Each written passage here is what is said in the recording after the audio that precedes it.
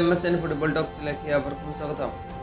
കേരള ബ്ലാസ്റ്റേഴ്സിന്റെ Moroccan super താരമായിട്ടുള്ള Noah സദോയി ബ്ലാസ്റ്റേഴ്സിന് വേണ്ടി മിന്നും പ്രകടനമായിരുന്നു ഈ സീസണിൽ കാഴ്ചവെച്ചിരുന്നത്.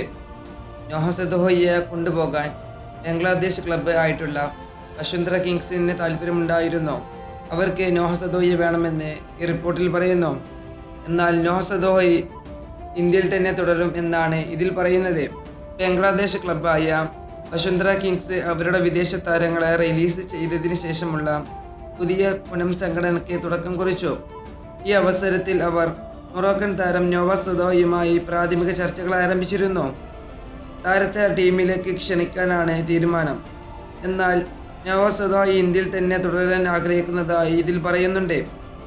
ഇന്ത്യൻ സൂപ്പർ ലീഗിൽ മികച്ച പ്രകടനം കാഴ്ചവെച്ച നോഹ സദോയിയെ വസുന്ധര കിങ്സിലേക്ക് കൊണ്ടുപോകാനുള്ള ശ്രമം താൽക്കാലികമായി പിന്നോട്ട് പോയിട്ടുണ്ട്. വസുന്ധര കിങ്സ് ക്ലബ്ബ് അടുത്തിടെ വലിയ മാറ്റങ്ങൾ കൊണ്ടുവന്ന സാഹചര്യത്തിലാണ് പുതിയ താരങ്ങളെക്കുറിച്ചുള്ള അന്വേഷണങ്ങൾ തുടരും എന്നതാണ് ഇതിൽ പറയുന്നത്.